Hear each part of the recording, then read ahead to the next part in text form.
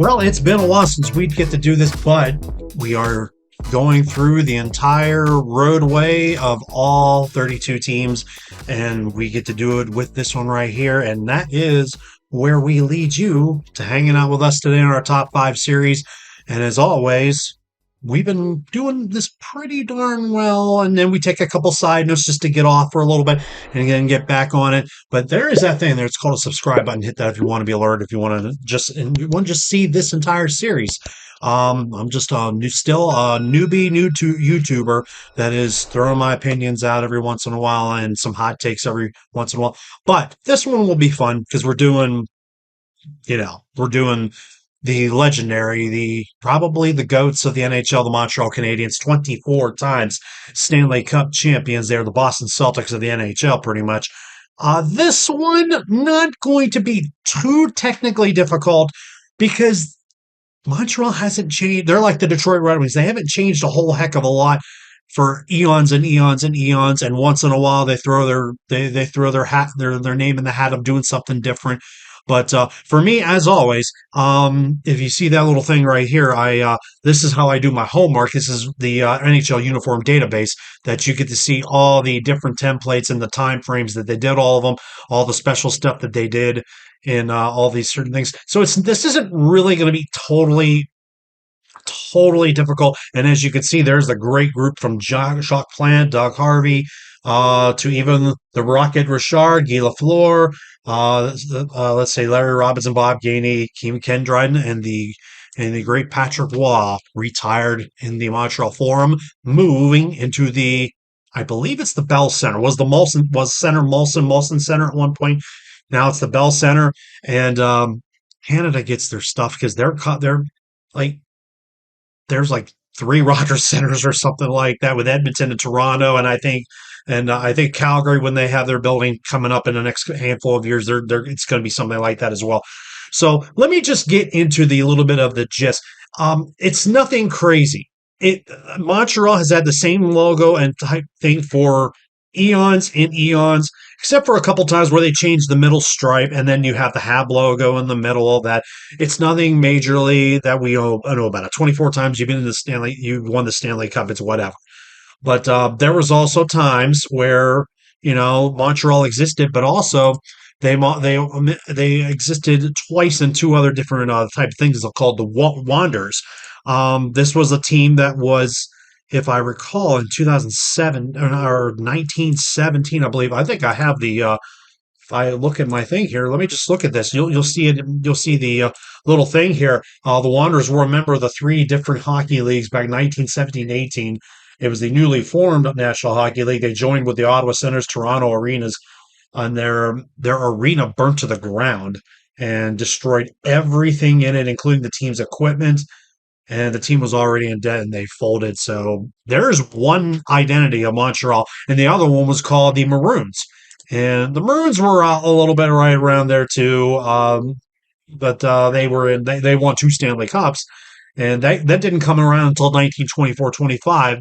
And it's basically just these. I'll get a better thing of this. There's your Wanderers, and there's your Maroons. Now, the maroon here, the maroon jersey, is a really, really great relic collector. Does not resemble Mystery Alaska. Let's get that out of the way. It's a simple thing. Doesn't confuse the Vancouver Millionaires colors. It was the same maroon and cream colored like that. This is a great relic. If you have it, kudos to you. And I know a handful of people who do. And this is just a fantastic throwback to go to. Now, I have a top five, but you have to have honorable mentions here. It's just, why not throw to this model right here? This was used in the Reebok era. Now, I'm just going to go back just like everybody else does. We might as well go back together. When did they do this jersey? Let's see here. It was a 100th anniversary type of collection, I believe.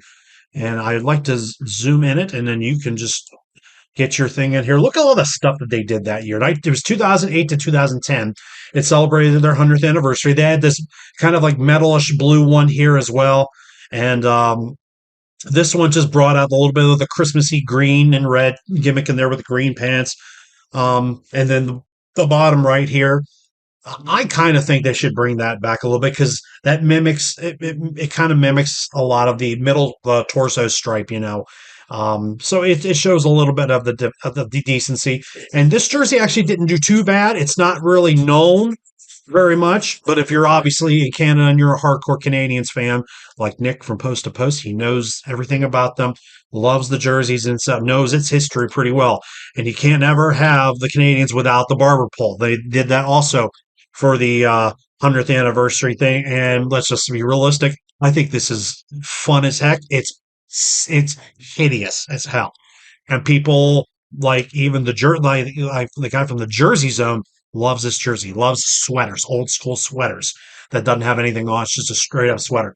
When they had this, it was hideous to watch on the ice, and I know Ottawa tried to do it a little bit, but Seattle had it for the not reverse retro, but the Winter Classic.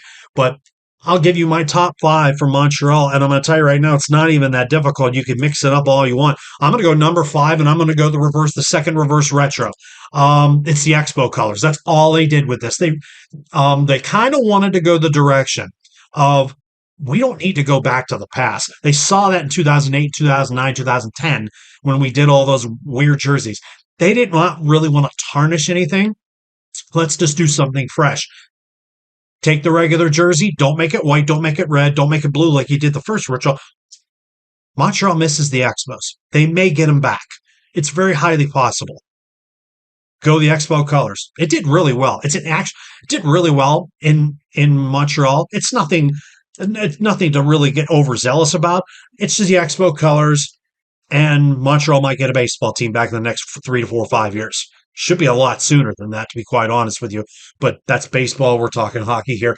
You could probably still get this jersey somewhere, maybe on eBay. It's not going to be. You don't even have to get a name and number on the back. But it's a relic, and it's a collector item, no question about it. I'll give this at five. Number four, if I recall correctly, this is the 2015-2016 Winter Classic. I think this is the one they played against. I think it was against Boston. I think. In fact, I think I'm right. I think they played that game in Foxborough, and they beat the holy heck out of them that game too.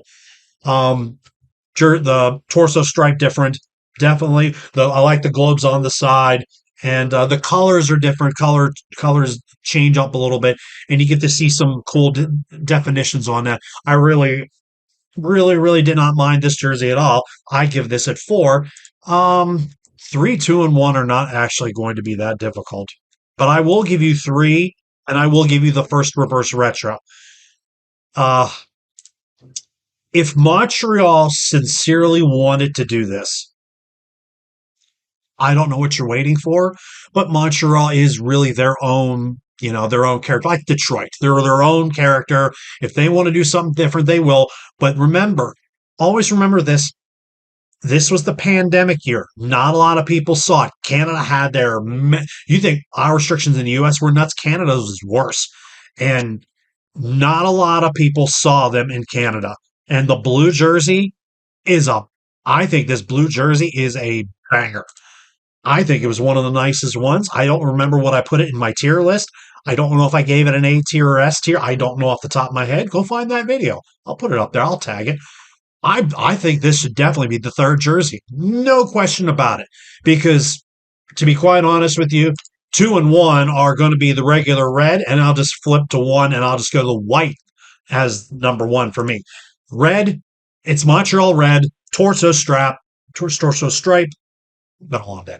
But the logo that's a legendary logo. Can never go legendary logo. Can't go wrong.